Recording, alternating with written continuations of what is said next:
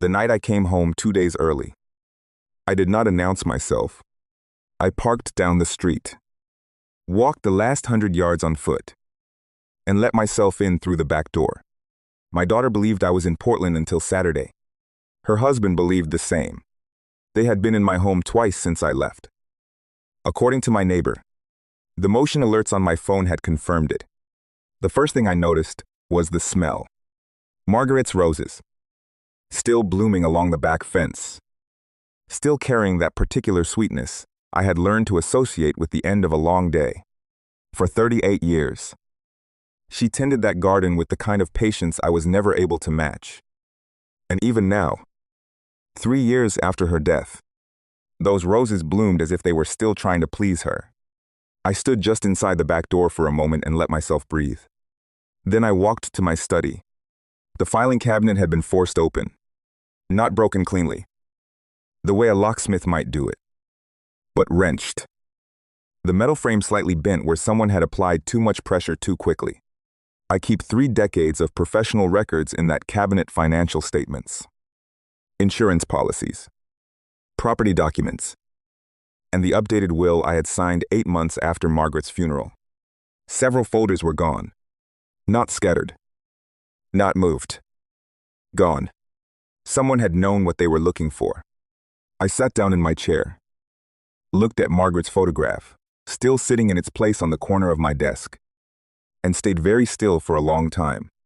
They had gone through everything in this room, and somehow, they had left her picture alone. That was the moment I understood how completely they had misjudged me. They had looked at a 68-year-old widower in a quiet house, still talking to a photograph on his desk every morning. And they had decided he was already half gone. Too sad to be dangerous. Too alone to have options. Too old to understand what was being done to him. I had spent 32 years as a physician. I had diagnosed conditions patients were praying were not there. I had delivered news that changed people's lives in a single sentence. I had learned, over thousands of hours in examination rooms, that the most important thing a person can do is stay calm when everything inside them is screaming to react. So I stayed calm. I placed one phone call, and I let the trap finish closing. Let me go back to the beginning, because betrayal rarely arrives all at once. It moves slowly. It tests the ground first. It uses kindness as cover and patience as a tool. And by the time you understand what it is, it has already been in your house for months. My daughter, Eleanor, moved back to Ohio about 2 years before Margaret died. She and her husband, Daniel, bought a house 20 minutes away. And at the time, I was grateful for the proximity. Margaret's illness had progressed past the point where either of us could pretend otherwise. And having Eleanor nearby meant I had help when I needed it. Company when the evenings became too quiet. And the comfort of watching my grandchildren grow up close enough to visit on Sundays. Daniel worked in financial services. He was composed, measured. The kind of man who never raised his voice because he believed volume was a sign of weak position. He had always been courteous with me, though never warm. I attributed that to his personality and did not dwell on it. After Margaret passed, Eleanor was present in the way a good daughter should be. She helped with the funeral arrangements, sat with me through the paperwork that follows a death, and checked in regularly. For the first year, her attention felt like love. I had no reason to read it otherwise. The first sign that something was wrong came on a Tuesday in October. About 14 months after the funeral, I had been in town for the afternoon and returned home to find my study slightly rearranged. Not dramatically. 2 inches is not a dramatic shift. But I had practiced medicine for 3 decades. And I had lived in that house for 40 years. And I knew precisely where every piece of furniture and every object in that room belonged. The filing cabinet, which I kept locked, had been moved 2 inches from the wall. I stood in the doorway and stared at it for a long moment. Then I locked the room, went to the kitchen, made coffee, and sat down to think. Over the following weeks, I began noting other small irregularities. Eleanor started making references to my memory in conversations with other people, mentioning that I had occasionally forgotten things or seemed confused, though I had done neither. She said it with a concerned tone, the way a devoted daughter might, and the people she said it to would look at me with that particular softness reserved for the elderly and the fragile. I noticed that Daniel often photographed rooms in my house during visits. He would hold his phone casually at his side, angled at my desk or my bookshelves. When I once mentioned it, he said he had been photographing the architectural trim for a client who was renovating a similar property. The explanation was smooth. Too smooth. A physician learns to distinguish between what a patient is presenting and what the patient is hiding. The two often look alike from a distance and nothing alike up close. What Eleanor and Daniel were presenting was concern. What I was beginning to suspect they were hiding was motive. The question was motive for what? I got my answer on a Sunday afternoon in April. I was in the garden, trimming the rose bushes along the fence. Eleanor and Daniel were on the back porch with coffee. They were speaking in the relaxed voices of people who believe they are not being heard. The kitchen window was open, and in a house you have occupied for 4 decades, you understand exactly how sound carries from the porch to the garden. I caught fragments at first. Before summer, the attorney said the documentation should hold. The market is better now. I kept my hands on the pruning shears and did not turn around. Then Daniel mentioned a timeline. His voice dropped lower, but not quite low enough. He said they needed to move before I changed anything. He used the word clean. He said the process would be cleaner if done soon. Eleanor said something I did not catch. And then Daniel replied that it did not matter how I responded. That an emotional response from me would actually support their case. Then Eleanor spoke again, more clearly. And she said my first name. Not Dad. Not Father. My name? The way she had called me when she was a teenager and trying to establish distance. She said, very simply, that I would not fight it because I did not have anyone else. I set the pruning shears down on the fence post. I did not storm onto the porch. I did not confront them. I did not make a sound. I walked calmly around the side of the house, through the front door, upstairs to the bathroom, ran cold water over my wrists the way I used to before difficult procedures, and stood at the mirror until my expression was exactly what it needed to be. Then I went back downstairs and made more coffee. And when Eleanor came inside to check on me, I told her the roses were looking better this year than last. She smiled and said she was glad. I smiled back. That night, after they left, I drove 2 blocks from my attorney's office and called him from a side street. I told him everything in sequence, in the way I used to present case notes, with dates and observations and specific quotes where I could remember them. He did not interrupt. When I finished, there was a long pause. Then he said that what I was describing had a name, and the name was a petition for guardianship based on alleged cognitive incapacity. If successful, it would transfer legal control of my finances and property to a court-appointed guardian, most likely the person who had initiated the petition. He said the fact that I was presenting this with clear chronology and specific detail was itself significant. He told me to document everything from that moment forward and not to confront anyone until we had enough to make any confrontation unnecessary. I drove home with the windows down, feeling the cool April air against my face, and I thought about what it meant that my daughter had used my first name when she said I would not fight. I thought about that for a long time. Then I went to sleep, because clarity requires rest. What happened in the weeks that followed was methodical. I am a retired physician. I spent 32 years developing habits of careful observation and precise record keeping.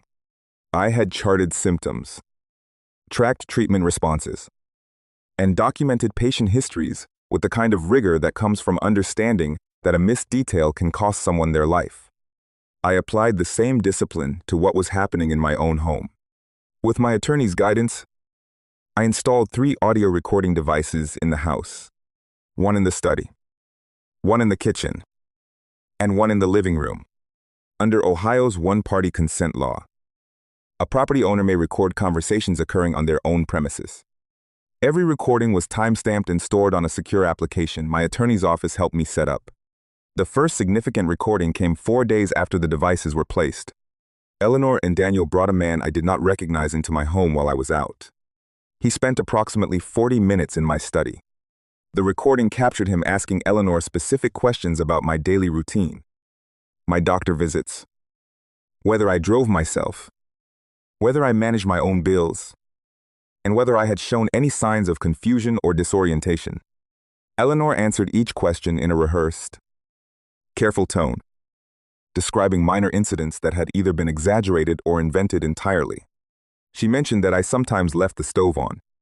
I had not once left the stove on. She mentioned that I had shown up at her house on the wrong day for a family dinner. This had also not happened. Daniel, toward the end of the recording, asked when the formal evaluation could be scheduled. The unknown man said within the next 6 to 8 weeks, depending on calendar availability. I sat in my attorney's office the following morning listening to the playback with my hands resting on my knees and my face completely composed. Because I had already decided that composure was the only weapon I needed. My attorney said the man was most likely a physician being prepared to conduct a cognitive evaluation to support the guardianship petition. He said we needed to move quickly, but carefully. He brought in a forensic accountant the following week. What she found in my secondary investment accounts made my attorney go quiet for nearly 2 full minutes. Over a period of 8 months, beginning 3 weeks after Margaret's funeral, small transfers had been withdrawn from one of my investment accounts. The amounts ranged from $240 to $680. Never large enough to trigger automatic alerts. Always spaced far enough apart to look like routine fees or minor adjustments. In aggregate, the total came to a number that required a second verification before either of us believed it. The money had been routed into a holding company with no direct connection to Eleanor or Daniel in any public filing. But the holding company had been incorporated 3 weeks after Margaret died. And the attorney listed as its registered agent was the same attorney Daniel had referred me to 18 months earlier. When I was finalizing some minor estate paperwork, the forensic accountant placed the incorporation date and the first transfer date side by side on a single page and slid it across the table to me. I looked at the 2 dates. I looked at the name of the holding company. I picked up my coffee cup, found it empty, and set it back down. Then I told my attorney to proceed. The trip to Portland had been Eleanor's idea. In early May, she suggested I visit an old colleague who had relocated there years ago. She said the change of scenery would be good for me, that I had been too isolated, that the house held too many memories. She was attentive about the details. Helped me book the flight. Confirmed the dates twice. 9 days. She said, a proper rest. What she did not know was that I had already booked a motel room 12 minutes from my house. I drove to the airport. I parked in long-term parking. Waited 45 minutes. Took a taxi back toward my neighborhood. And checked into the motel under my own name, which I was fully entitled to do. My neighbor, a retired contractor named Frank, had agreed to watch the house and send me updates. He had lived next door for 27 years. He and his wife had come to Margaret's funeral, and he had shoveled my driveway the winter. She was too sick to notice it was covered in snow. I trusted him completely, and more importantly, I had never given him any reason not to trust me. Over the next 7 days, Frank confirmed 2 visits. The first lasted about 40 minutes. A car I did not recognize parked in the driveway and 2 people went inside. Based on the timeline, my attorney believed it was Eleanor and the unknown physician conducting a preliminary review of the property and possibly removing documents. The second visit lasted nearly 2 hours. Frank photographed the vehicle and the individuals entering through the front door. Daniel was one of them. I reviewed the recordings from the study device during both visits.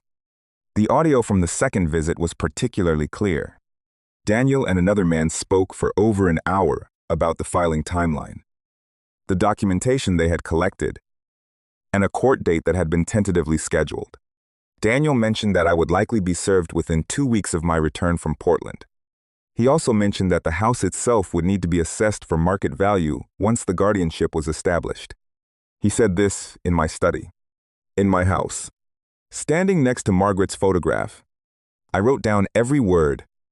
I came home on Thursday morning. I did not call ahead. I did not send a message. I simply unlocked my back door, stepped into the smell of my dead wife's roses, and walked to my study. The rest of what I found there I have already described. The broken cabinet, the missing folders, the desk that had been searched and poorly reassembled, and Margaret's photograph, still where I had left it. I called my attorney from that chair, with the photograph in front of me, and I told him I was home. He said everything was ready. Eleanor and Daniel arrived the following evening, believing they were coming for a quiet dinner to welcome me back. Her husband carried a bottle of wine. She hugged me at the door and held on a beat longer than she had in a while. And I let her. And I felt the exact moment her instincts told her something was different. We sat in the living room. My attorney was in the kitchen. The recording devices were active. I placed a manila folder on the coffee table between us and told them they should look at what was inside before anyone said anything. The folder contained a 12-page summary document my attorney had prepared. It began with the date the holding company was incorporated and ended with the audio transcript from the second visit to my home. In between were bank statements, transfer records, the forensic accountant's full report, photographs Frank had taken, and a partial transcript of the Sunday porch conversation from April. Daniel opened the folder. Eleanor did not reach for it. She watched Daniel's face. He read for about 30 seconds, then set the folder down very carefully on the table. The way a person sets something down when they need their hands to stop doing anything at all. He said, quietly, that he could explain. I told him anything he wished to say should be addressed to my attorney, who was available in the kitchen, and that he should be aware that the current conversation was being recorded on property that I legally owned. Eleanor had not spoken yet. When she finally looked at me, her face did not hold the strategic softness I had expected. There was no performance of remorse. What I saw instead was something more honest and considerably harder to look at. She understood that she had made a catastrophic miscalculation. Not a moral one, not yet, but a strategic one. She had believed I was too broken to see clearly, and I had seen everything. The legal process that followed took 8 months. Within the first 3 weeks, the guardianship petition collapsed. My attorney submitted the audio recordings, the forensic accountant's report, Frank's photographs, the transfer timeline, and the incorporation documents for the holding company to the probate court. The petition had been built on the premise of a confused and vulnerable elderly man. What the court saw instead was 3 decades of clinical precision applied to self-defense. The petition was dismissed. The attorney who had facilitated the process was reported to the Ohio State Bar Association. The formal complaint included documented evidence of his participation in planning the fraudulent petition. He was investigated, sanctioned, and his license was suspended for 2 years. The physician who had been engaged to conduct the fraudulent cognitive evaluation quietly withdrew from the matter once the recordings were disclosed. His name does not appear in the final filings. The financial case took considerably longer. Daniel had been careful, but not careful enough. The holding company, the spacing of the transfers, the routing pattern, all of it pointed back to him with a clarity that a forensic accountant and a financial crimes investigator described, in their respective reports, as deliberate and premeditated. The evidence was sufficient for a criminal referral. Eleanor's involvement was documented in the recordings. Her voice was on several of them, discussing timelines, confirming amounts, asking whether specific steps had been completed. Her attorney argued that she had been misled about the nature of what Daniel was doing. The prosecution evaluated the evidence and made its determination. Daniel pleaded guilty to elder financial exploitation, a felony under Ohio law. He received a suspended sentence, 5 years of supervised probation, full restitution of every transferred dollar, and a permanent prohibition from holding financial power of attorney in the state. Eleanor was not charged. I did not contest that outcome. I want to be precise about what I mean when I say that. I did not forgive what she had done. I did not minimize it. I did not pretend that her voice on those recordings belonged to a woman who had been entirely manipulated, because I do not believe that was entirely true. She had stood on my porch in April and said I would not fight because I had no one else. That was not confusion. That was a calculation. But a courtroom could punish her, and it still would not give me back the daughter I thought I knew. So I let the prosecutors make their decision, and I turned my attention to the things I could still protect. The grandchildren are 8 and 6. My grandson plays chess with a seriousness that would have amused Margaret greatly. He furrows his brow at the board as if the pieces have been deliberately conspiring against him. My granddaughter picks flowers from the garden and arranges them in glasses of water the way Margaret used to. Small and particular and proud of the result. They had no part in what their parents did. They do not understand any of it, and they should not have to. After the proceedings ended, I worked with my attorney to create an irrevocable trust structured specifically for their benefit. Education, medical, care, the foundations a child should have without having to understand why the adults around them failed to provide them. The trustee is an independent fiduciary. A woman my attorney recommended with 20 years of experience and no connection to anyone in my family. Not Eleanor. Not any of Eleanor's extended network. No one whose hands had already demonstrated where their loyalties rested. My grandson still comes for chess on Sundays when the arrangement allows it. I no longer let him win. The first time I played my full game against him, he looked up halfway through and said, with considerable indignation, that I had been letting him win before. I told him I had. He thought about this for a moment and then said that was not very fair, because now he did not know how good he actually was. I told him that was exactly right, and that going forward I would always play my best, so he would always know where he actually stood.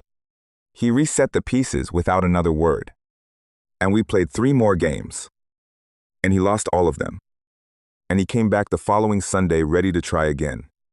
I thought about that for a long time afterward. There is something in it about how we harm the people we love when we insist on softening every truth. We mean well, but what we are really doing is making them comfortable inside a fiction. And eventually the fiction runs out, and they are left trying to understand a world they were never allowed to see clearly. I did not want that for my grandchildren. I wanted them to know where they stood. People ask me, when they feel close enough to ask, whether I miss my daughter. I tell them the honest answer, which is complicated. I miss the version of her I believed in. That version existed in my imagination for more than 4 decades. And it turns out that an imagined person can be grieved the same as a real one. Maybe more. Because with a real person, you can at least point to what changed. With an imagined one, you have to accept that they were never entirely there. Whether there is any road back from what happened between Eleanor and me, I cannot say. I have not closed the door, but I no longer stand beside it waiting. That distinction took me a long time to understand, and longer to actually practice. The mind of a father is stubborn. It wants to protect, to explain, to find a reason that makes the hard thing easier to carry. For months after the proceedings, I would sit in my study in the evenings and find myself reaching for the old explanations. She was under pressure.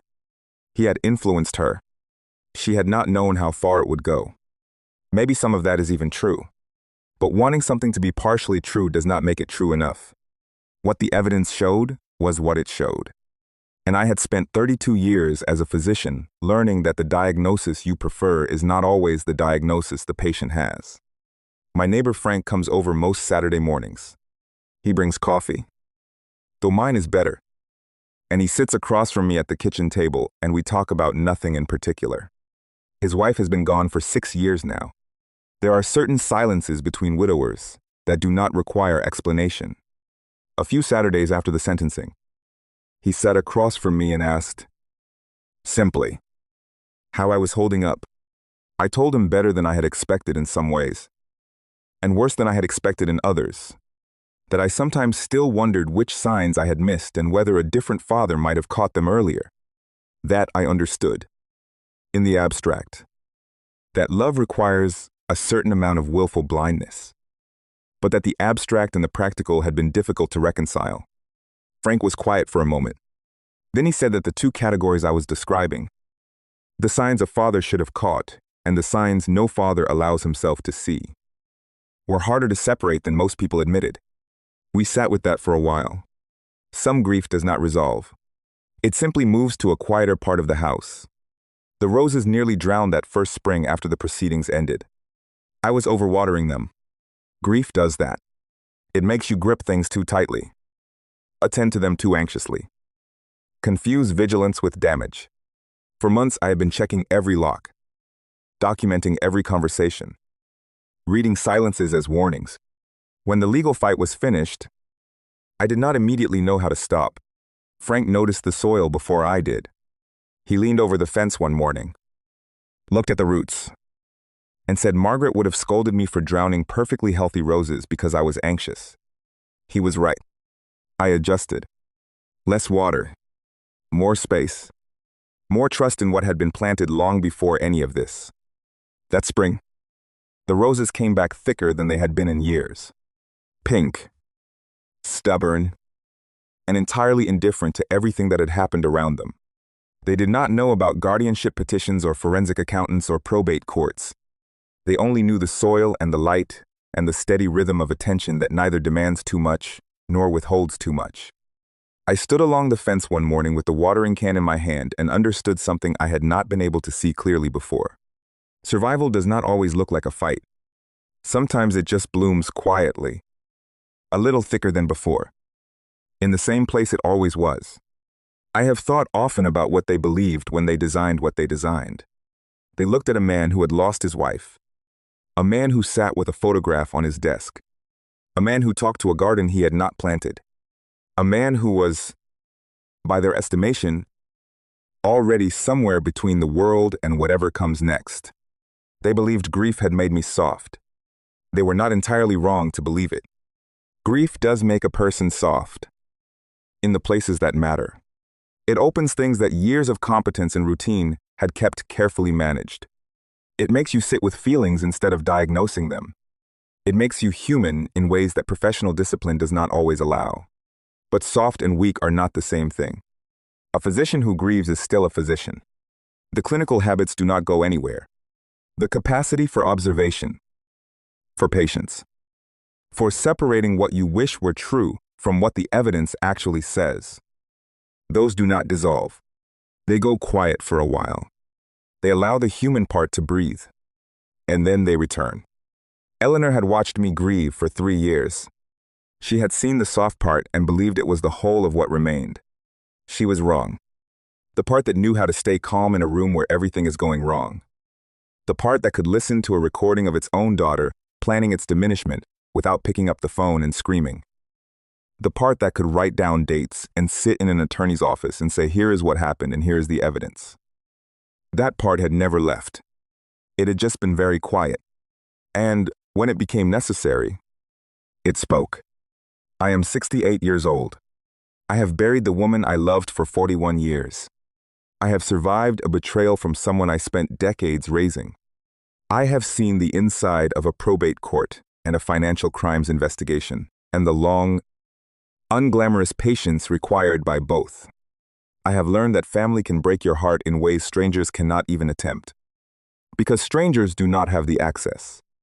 And I have learned, perhaps most importantly, that love does not require you to hand someone the weapon they are using against you. I loved my daughter.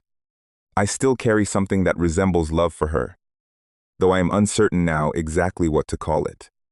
Something complicated and unresolved.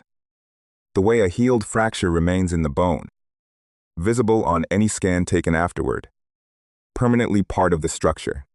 But love is not compliance, and it is not silence in the face of fraud, and it is not standing still because the person destroying your life is someone you used to carry in your arms. Real love, I have come to believe, gives a person the dignity of the truth. Even when the truth breaks something, even when naming it costs more than you expected to pay. That was what I wanted for my grandchildren. Not a protected world, not comfortable illusions. Honesty. even when it stings. And a home where the truth is not treated as a threat. I think Margaret would have understood that. She was never sentimental about hard things. She was gentle about them. Those are not the same. Some mornings, I wake up and the house is just a house. Quiet, ordinary. Smelling faintly of coffee and the garden coming in through the window. The clock on the study shelf ticks with the same mild indifference it has kept for 30 years. Margaret's photograph catches the morning light. I tell her the roses are doing well this year. I tell her the grandchildren are growing fast. That our grandson plays chess with genuine strategic ambition now. That our granddaughter has developed opinions about the best way to arrange flowers that she expresses with considerable confidence. I tell her I am all right. Not in the diminished way people say it when they are not all right and do not want to discuss it. In the actual way. The way that means the loss is still there. The wound is still there.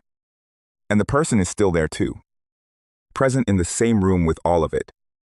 Not destroyed by it. Some days the silence hurts. Other days it feels like peace. I have stopped trying to decide which one it is on any given morning. I just water the roses. Make the coffee. Sit in my chair. And remain exactly who I have always been. This house is mine. This garden is mine. The truth is mine. And when I stand along that fence in the cool Ohio morning, with the light coming low through the rose canes, and Frank waving from his porch, and the smell of coffee drifting out through the kitchen window, I no longer feel like a man waiting to be taken from. I feel like a man who stayed. Some things cannot be saved. But some things, if tended carefully, and with patience, and with honesty, and with the willingness to see clearly even when clarity costs you something, can still grow. If this story stayed with you, I would love to hear from you in the comments. Would you have stayed silent and gathered your proof, the way this man did? Or would you have confronted them the moment you understood what was happening? Tell me what you would have done. And if you believe that the truth always finds its way home eventually, no matter how long it takes, subscribe to the channel. A new story comes every week. And every one of them is about people who refuse to let betrayal have the final word.